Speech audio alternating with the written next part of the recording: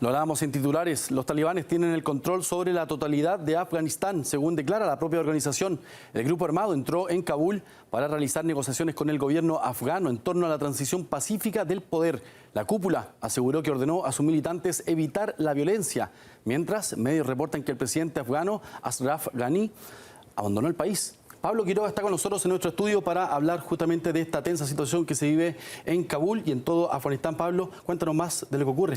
Felipe, lo que estamos viviendo hoy, día domingo 15 de agosto, es algo que va a marcar también un antes y un después.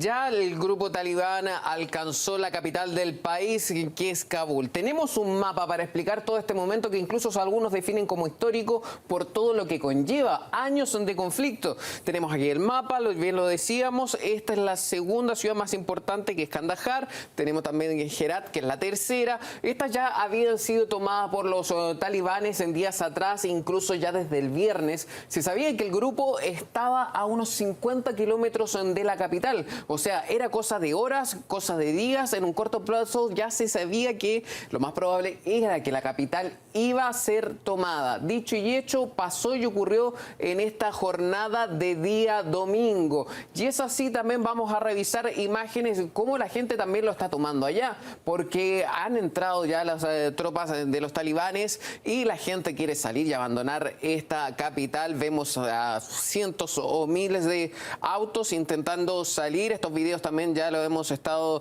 recogiendo de distintas partes. Vemos ahí también hay mucha gente caminando por los alrededores y vemos como también intentan salir y escapar a lugares seguros, pese a que el grupo talibán prometió y dijo que iba a haber una transición pacífica donde no se iba a utilizar tanta violencia. Seguimos revisando imágenes también de esto, cómo es esta jornada hoy mismo en Afganistán, en la capital del país, que es Kabul.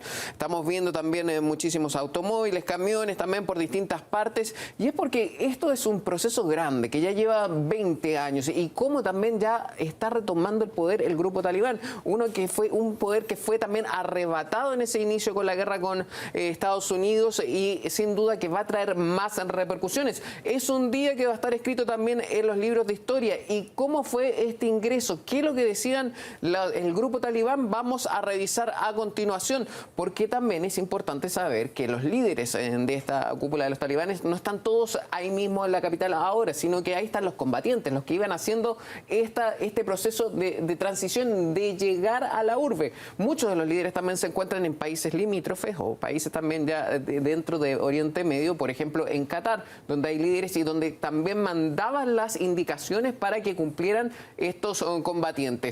¿Cuál fue la proclamación? ¿Qué es lo que dijeron los talibanes? Comenzar la transición del poder, en donde el gobierno actual también prometió que iba a ser una transición pacífica. No reprimir a los civiles. Esto es importante porque también se prometió que no iba a haber un baño de sangre. Incluso las autoridades del gobierno aseguraban que estaba asegurado todo, era seguro la ciudad, a pesar de esta entrada de los talibanes. Había cierto acuerdo y de hecho se decía que la mañana también en ese mismo país había negociaciones de cómo iba a ser esto y por lo tanto no se recurrió al uso de la fuerza como se esperaba inicialmente. Algunos señalaban y vaticinaban en que iba a haber un conflicto de grandes proporciones, pero finalmente al parecer hasta ahora no ha sido así. También este otro punto importante, exonerar a los empleados gubernamentales. Si va a haber una transición del poder en Afganistán, ¿quién se va a quedar a cargo? O también, ¿qué va a pasar con las personas del actual gobierno? Ahí ya se dice un poco cuál va a ser los pasos a seguir. Y también, por supuesto, esta última parte que dice introducir un toque de queda. ¿Qué se logra con esto? Mantener un poco el orden que ellos quieren imponer dentro de la capital. Hay distintas reacciones. Vamos a seguir revisando imágenes también porque esto es muy clave y habla un poco sobre el avance del grupo talibán. La base aérea de Bagram. Muchas veces a lo largo de todos estos meses, incluso años, hemos estado hablando sobre este punto. Es clave para Estados Unidos y ya fue arrebatado. Recordemos también que en julio, más o menos a inicios, por ahí ya se sabía y ya estaba entregando a Estados Unidos la base a Afganistán, que esta era la base central durante 20 años de Estados Unidos en ese país, y ahora ya se lo estaba entregando y ahora ya se supo que los talibanes hicieron parte de ello, esta base. Ya la tomaron e incluso ya se dio a conocer esta fotografía donde ellos se toman esta base. Un lugar estratégico, sin duda, para Estados Unidos y que ya está tomado por los talibanes. Pero ¿qué han dicho las autoridades, Pablo, respecto a esta situación y lo que se proyecta en las próximas horas y días? Hay bastante información sobre esto. Ha habido distintas declaraciones, tanto como de un ministro del Interior interino, que también hizo declaraciones, pero también el presidente del país hizo una declaración, la cual vamos a revisar ahora. Revisemos. Hay una clara necesidad de que la Dirección Nacional de Seguridad, junto a la policía y el ejército afgano, asuman la responsabilidad de asegurar a todos los ciudadanos por mi orden al ministro de Defensa y al ministro del Interior. Es nuestra responsabilidad. Estuvimos escuchando al presidente del país que hablaba un poco sobre el tema de la seguridad, cómo iba a ser y garantizarle a la gente también esto. Tenemos una imagen del qué pasa con él. Aquí hay cosas claves. Ya hace muy poco tiempo atrás, medios en ese país ya lo están anticipando. Se supone que el presidente abandonó el país y ya habría cedido el país, el poder del país, a distintos líderes políticos para que hagan una transición pacífica. Que era parte de las condiciones, justamente. Sí, era parte de las condiciones que también pedían los talibanes y los cuales llegaron a acuerdo con las autoridades. Entonces, el presidente de Afganistán, Ashraf Ghani, ya dejaría, vamos a hablar en condicional, de ser el presidente del país porque habría entregado el poder a otras manos. ¿Quiénes serían esas manos? Aún no se sabe, pero sí ya hay trascendidos de quién podría ser la próxima persona y lo cual vamos a revisar a continuación porque es una cara bastante conocida tiempo atrás. Hablamos de Ali Ahmad Jalali, quien fuese mi ex ministro del Interior de Afganistán. Él fue ministro del Interior durante los años 2003 y 2005. ¿Qué pasó en ese tiempo? Es cuando comienza este conflicto también. Si nosotros, bueno, son 20 años atrás, pero estaba en esa época de inicio de toda esta guerra tan... Con la invasión de Estados Unidos, justamente. Justamente. Entonces, eso nos permite también entender un poco el contexto de la situación, que personas que eran afines también a ese gobierno que había antes de este conflicto, hablamos de los talibanes, están volviendo al poder, por lo tanto también nos podemos imaginar un poco cómo sería esta política que viene en adelante. También hay más declaraciones y sobre todo del extranjero y también de personal de Rusia que también estaba en la embajada. Vamos a revisarla y te cuento. Perfecto. La situación en Kabul es tensa, pero no hay combates en la ciudad. Hasta donde sabemos, actualmente se llevan a cabo contactos políticos. La embajada no está bajo amenaza. No es necesario evacuar al personal. Estábamos escuchando una declaración del portavoz de la Embajada de Rusia en Afganistán y nos decía que estaba todavía calmo todo y que no era necesaria una evacuación por parte de Rusia. Anteriormente a esa declaración ya había una declaración oficial de la representante oficial del Ministerio de Exteriores de Rusia, María Zaharova, que señaló: en Afganistán se desarrolla una lucha entre dos fuerzas y ambas fueron creadas por las acciones de Estados Unidos. Y aquí viene algo importante. El mundo observa con horror el resultado de otro experimento histórico de Washington.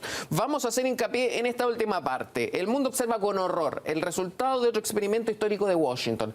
¿A qué experimento se refiere? Alguno que muchos comparan, que es el tema de Vietnam. Justamente ese tema de Vietnam es lo que muchos dicen que se podría repetir cuando Estados Unidos en ese entonces dejó ese país y así también perdió la guerra. ¿Pasará lo mismo? ¿Está pasando lo mismo ahora con Afganistán? Algunos dicen que sí, otros dicen que está por verse. Nosotros vamos a revisar esto después y lo vamos a estar analizando indudablemente. Sí hay similitudes con los hechos. Por ejemplo, también esta misma jornada de domingo por la mañana ya se supo que Estados Unidos se estaba evacuando a su personal de la embajada también en Kabul. Y se veía, y están los videos también en las redes sociales, lo pueden buscar también ahí, donde muestran el avión que está recogiendo a las personas y llevándolo a un lugar más seguro. Algunos dicen y están comentando, hay similitudes en torno a esto. Como otro dato importante, antes de este conflicto en Afganistán, anteriormente estaba el conflicto de Vietnam, donde ahí Estados Unidos participó en un conflicto muy largo de muchos años, donde involucró mucho personal militar, donde había muchas armas y donde dejó mucho daño. Entonces, después del conflicto de Vietnam pasó un tiempo y viene este conflicto de Afganistán ahora, que ya lleva muchísimos años, son 2 décadas en donde hay mucho daño en ese territorio y donde también la parte rusa lo calificó también como otro experimento horroroso de Washington. También hay más declaraciones, sí, vamos a revisar, y ahora viene por Reino Unido, porque eso también es muy importante.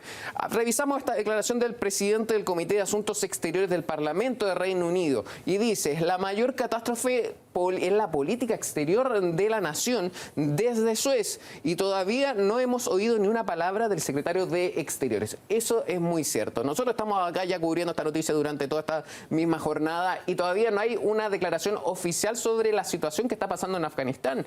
¿Qué pasa también con Reino Unido? Reino Unido pedía que no se retiraran de Afganistán, que si se retiraban iba a quedar todo mal. Está pasando también eso ahora, según las mismas versiones y los mismos comentarios y los trascendidos que hemos estado revisando.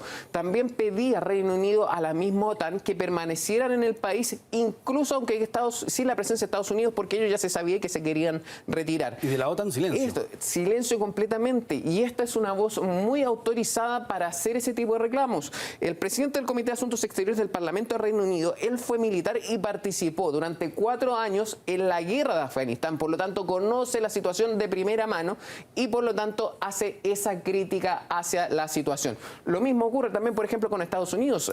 Hubo una declaración hace muy poco también de Anthony Blinken, donde también señalaba y decía: no podemos entrar a conversar con ese país. En fin, hay muchísimo contenido y muchísimo material que sin duda lo que está pasando en esta jornada nos va a marcar un antes y un después en torno a la situación y este conflicto que ya arrastra muchísimos años. Así es, Pablo, quédate con nosotros porque vamos a seguir profundizando sobre esta situación y tenemos en directo al analista del mundo islámico y terrorismo internacional, Amin Lejarza. Amin, gracias por recibir el llamado de RT. Primero, ¿cuál importante es en el análisis la intervención de Estados Unidos y la huida de Estados Unidos respecto a lo que actualmente pasa en Kabul?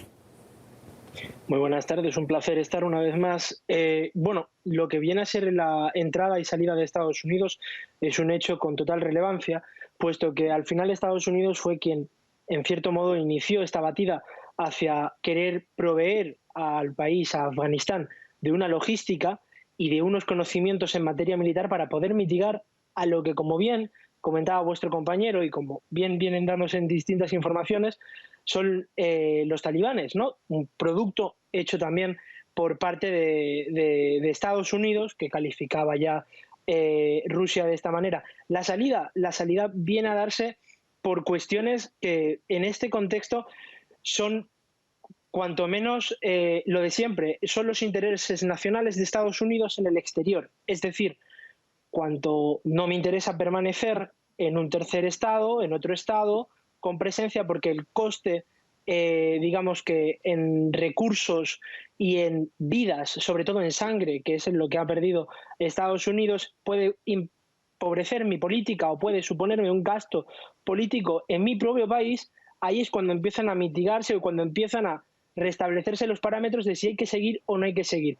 El otro día escuchaba a un compañero que decía algo muy concluyente frente a todo el paso de los distintos países en Afganistán. Y era lo siguiente: no nos ha dado tiempo de instruir bien a las Fuerzas Armadas de Afganistán, aunque tienen un mejor estatus que cuando se llegó, pero sobre todo lo que falta en las Fuerzas Armadas de Afganistán para poder contraponerse contra los talibanes, que no hay que olvidar que es un retroceso para un país que luchaba por una democracia y por una convivencia, es la falta de una doctrina militar, que es algo que cuesta mucho, pero que muchos años en establecerse.